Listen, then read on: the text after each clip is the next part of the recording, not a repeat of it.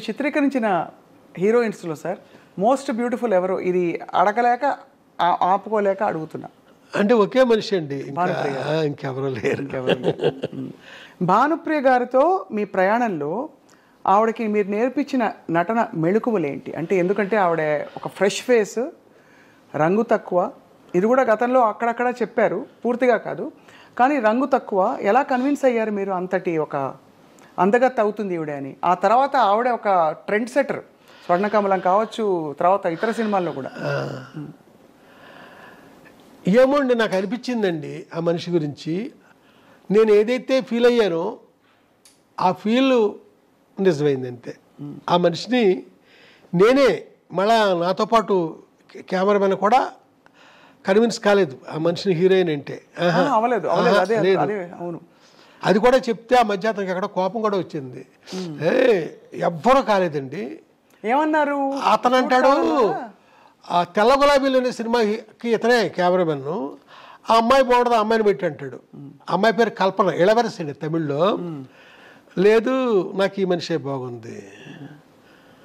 ఆ తర్వాత కొంతమంది మొన్న సినిమా ఒక మోస్తరుగా ఆడింది, ఇది ఏదో బంగారు లాంటి ఛాన్సు, శంకరాభరణం తీసిన కంపెనీ వాళ్ళు ఇచ్చారు నీకు ఛాన్సు, దీన్ని సద్వినియోగం చేసుకో.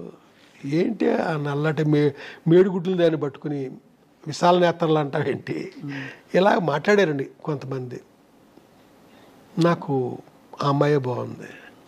అయితే ప్రొడ్యూసర్స్ వాళ్ళు బాగుందన్నానికి కారణం ఏంటంటే, 7 స్టార్స్ కలర్ ల్యాబ్ అని ఉస్మాన్ రోడ్లో ఘంటసాల గారి ఇంటి దగ్గరలో ఉందండి. అక్కడ పెద్ద పెద్ద ప్రింట్లు వేయించేసానండి. ఈ అమ్మాయి ఫోటో సెషన్ పెట్టి స్టిల్స్ తీసాను కదా, ఆ పెద్ద ప్రింట్లు వేసాను, వేయించి ప్రొడ్యూసర్ గారి ఇంట్లో పెట్టానండి. ఓ రోజున విశ్వనాథ్ గారు ఏదో పనుండి వచ్చారు అక్కడికి. ఆయనకి ఏది నాయసారు భార్య జయలక్ష్మి గారు, డైరెక్టర్ గారికి చూపిద్దాం, వంశీ అమ్మాయి బాగుంది అంటున్నాడు కదా, ఆయన ఏమంటారు అంటే మొత్తం అంతా తిరిగేసి నాకేసి బాగున్నాయి అన్నారు ఆయన. ఒకసారి ఆ మాట ఆయన అనేసరికి వాళ్ళ ఇంట్లో వాళ్ళంతా థ్రిల్ ఆవిడ తలుపు వెనకాలండి మా నాగేశ్వర గారి భార్య, ఆ అమ్మాయికి కొంచెం మెల్లనుకుంటానండి అంతే. మెల్లైతే అదృష్టం కదా అని వెళ్ళిపోయారు.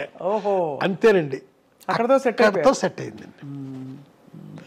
ఆ తర్వాత ఆ సినిమా తర్వాత బిజీ అయింది తను సితార్ తర్వాత.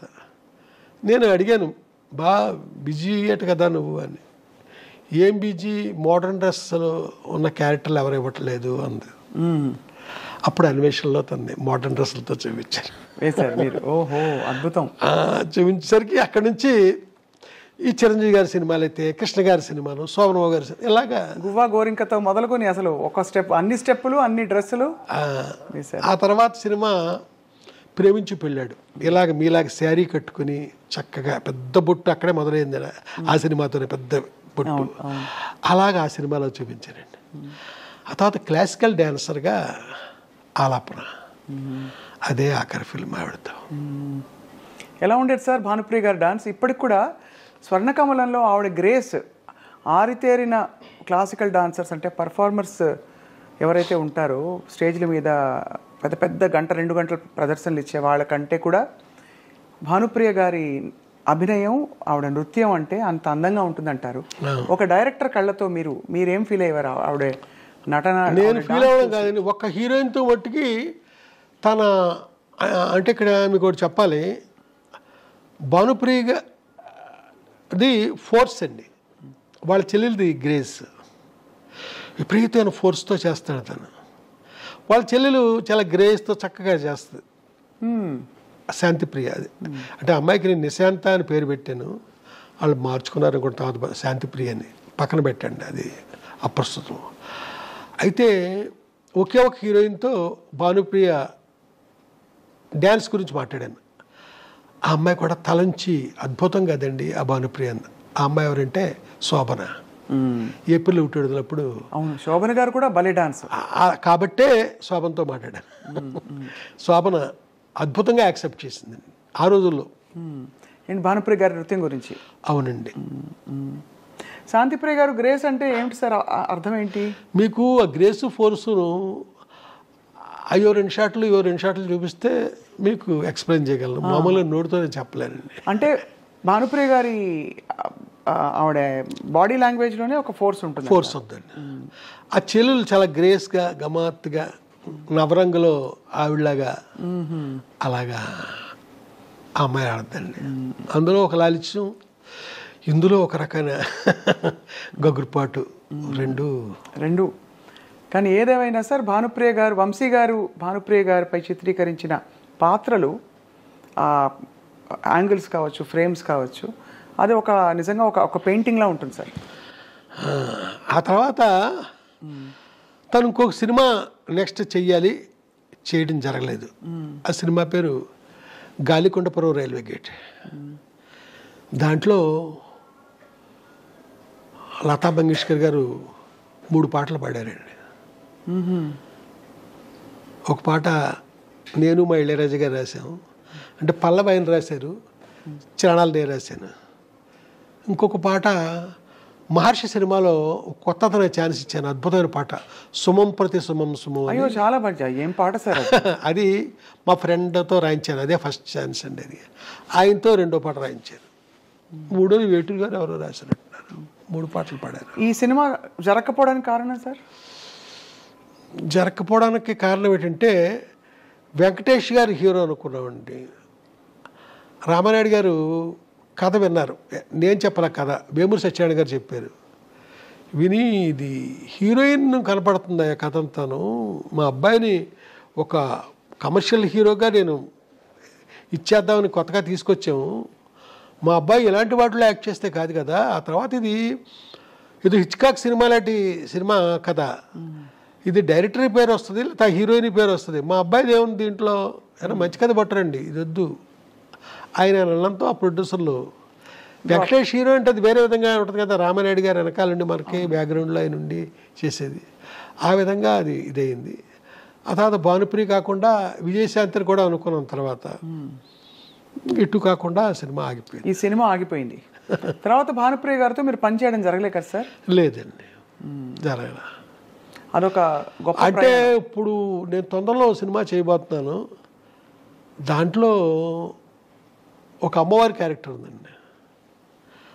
అమ్మవారు ఒక నల్లటి రాయిలో సూపర్ ఇంపోజ్ అయి కనపడుతూ ఉంటుంది అంతే, బయటకు వచ్చి కనపడడం అనేది లేదండి, అక్కడక్కడ అలా కనపడుతూ ఉంటుంది. అది అమ్మవారి గెటప్పులో ఓన్లీ క్లోజప్ అంతే. అది భానుప్రియ అనుకుని నేను కథ రాశాను, అది ఆ వద్ద ఫ్యూచర్లో చూడాలి అంతే. మీకు ఆ రాయిలోనే కనపడుద్ది, బయటకు వచ్చి కనపడే ఏమీ లేవండి. బ్లెస్ చేస్తూ ఉంటే చాలా ఇంపార్టెంట్ క్యారెక్టర్. ఆ రాయిలే, ఆ నల్లటి రాయి అండి, అక్కడ భానుప్రియ గారి పాత్ర ఉంటారు. తన క్లోజ్ సూపర్ ఇంపోజ్ అయ్యి ఉంటుందండి. అక్కడ ఆ అమ్మవారి పేరు పొంతలో ముసలమ్మ తల్లి. పొంతలో ముసలమ్మ తల్లి.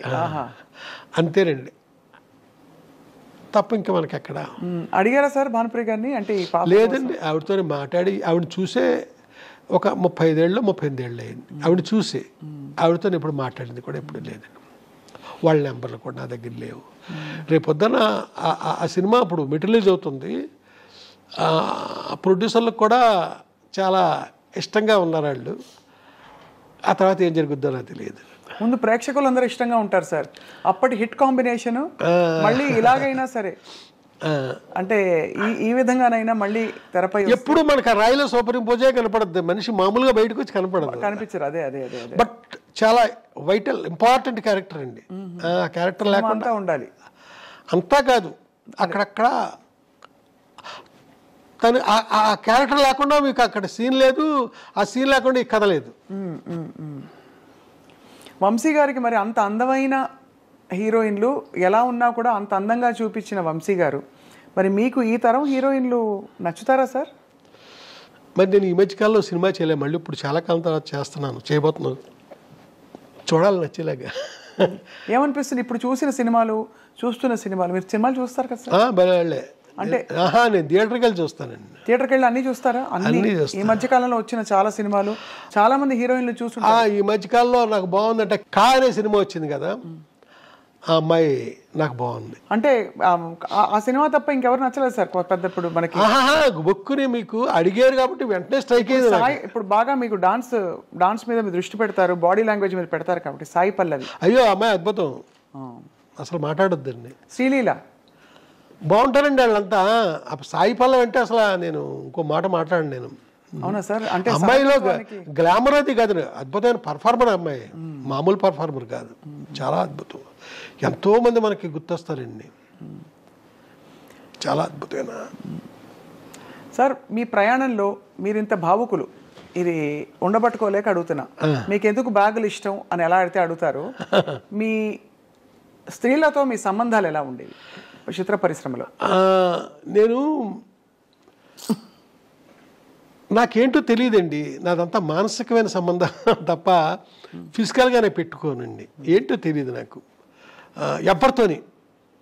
నాకు ఓ హీరోయిన్ అని ఏదో చాలామంది చెప్పుకుంటారా, ఆ మనిషితో సైతం నాకు ఫిజికల్గా నాకు ఎవరితోని సంబంధాలు లేవు. కానీ మీకు ప్రేమ కలుగుతుందా?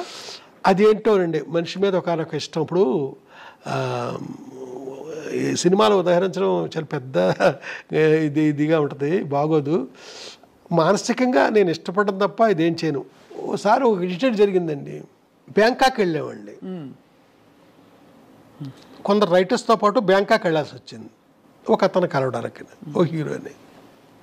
నాతో పాటు వచ్చిన ఒక యంగ్ రైటరు ఒక రూమ్ చూపించి, ఈ రూమ్లో పలానా డైరెక్టరు పేరు చెప్పనండి, 5 అమ్మాయిలతో ఒక రాత్రి గడిపాడండి. నేను అసలు అది విన్నాను కానీ నేను ఏమాత్రం నాకు అది సహించలే, ఏమాత్రం ఆ మాట శబ్దస్ఫూరకంగా నాకు అనిపించరా. నేను ఆ రకం కాదండి, ఎట్టి పరిస్థితుల్లో కాదు. అంటే ఇది అడగడానికి నేపథ్యం కూడా సార్, ఇది ఏదో మీ వ్యక్తిత్వం గురించి అడగడానికి అని కాదు సార్, తప్పట్టుకోకండి దయచేసి. మీరు ఎలా అడిగినా పర్లేదు, బట్ అంటే కానీ అంటే మీ ఇంత భావుకత ఉండే వంశీ గారికి సహజంగానే అంటే మీరు సృష్టించే పాత్రల మీదైనా మీకు ప్రేమ వచ్చేస్తుంది కదా? అవునండి. ఇప్పుడు సితార కావచ్చు, తర్వాత మీరు చెప్పిన అన్ని సినిమాల అందరు హీరోయిన్లు అంత అందంగా ఉన్నారు, ఒక్కొక్క సినిమాలో ఒక్కో తీరులో. సో అప్పుడు వేవ్ లెంగ్త్ అంటే కనెక్షన్ ఎవరితో కలిగి ఉంటుంది మీకు అని? అప్పట్లో మీరు అన్నట్టుగా ఒక హీరోయిన్తో ఎక్కువ మీ పేరుని జోడించారు, కానీ ఇంకా నేను ఇంకెవరితోనే నాకు అలాంటి లేదు. ఇప్పుడు వాణి విశ్వనాథ్ ఉంది, 2 సినిమాలు చేశాను నేను, అంతే, అంతవరకే. శోభన నాకు చాలా అద్భుతమైన వ్యక్తిత్వం, ఇది కలిగిన మనిషి, అంతే, అంతవరకే. ఇలాగ ఏ హీరోయిన్ తీసుకోండి అంతవరకే, అంత మించి. మానసికంగా కూడా ఇంకా నేను ఇంకొక మనిషి జోలికి నేను వెళ్ళలేదండి, వెళ్ళబుద్ధిలే.